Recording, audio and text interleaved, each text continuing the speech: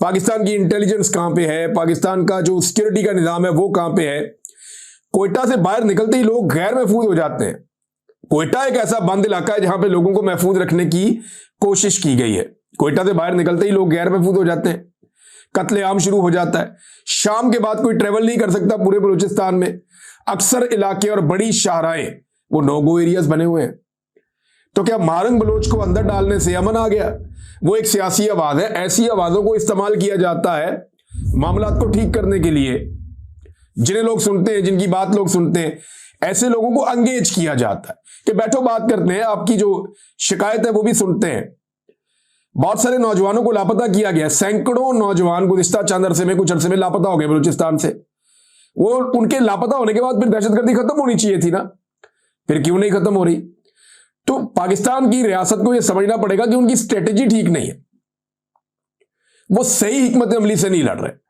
देखिए, अगर लड़ाई से यह मसला हल होना होता तो आप वहां पे लगभग कोई 20 साल से तो बंदे मार रहे हैं आप। परवेज मुशर्रफ ने अकबर बुगटी का कत्ल किया था।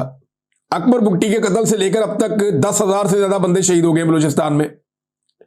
वो एक कत्ल पाकिस्तान के गले आज तक पड़ा हुआ है।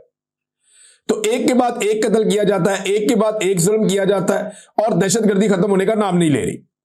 तो रियासत पाकिस्तान को देखना पड़ेगा कि 20 साल में उन्होंने कितने ऑपरेशंस किए हैं, और इतने सारे ऑपरेशंस के बाद, इतनी सारी जबरी गुमशुदगियों के बाद, इतने सारे बंदों की गिरफ्तारियों के बाद, इतनी सारी कठपुतली हुकूमतें बनाने के बाद, अपने सियासतदान लाने के बाद, इतने सारे जाली इलेक्शन करवाने के बाद भी अगर वो वहां पे लॉ एंड ऑर्डर को मेंटेन नहीं कर पा रहे या बलूचिस्तान के हालात को ठीक नहीं कर पा रहे, तो फिर अपनी फॉर्मूला चेंज करें, सियासतदानों को दें मौका, वो इस मामले को ठीक करते हैं। बलूचिस्तान का मसला सियासी है, कबायली इलाकों का मसला सियासी है।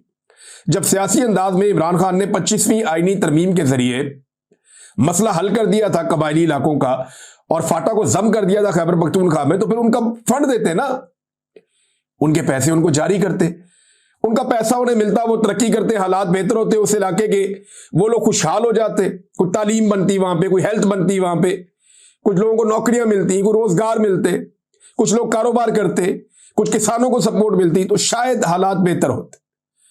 लेकिन फार्मूला वही पुराना, इनकी मादनियत भी छीन लो, इनके नौजवान भी छीन लो, यहां ड्रोन हमले भी करो, और इधर जो लोग जिनका खून बहेगा उसके बदले में पाकिस्तान पैसा बनाता है।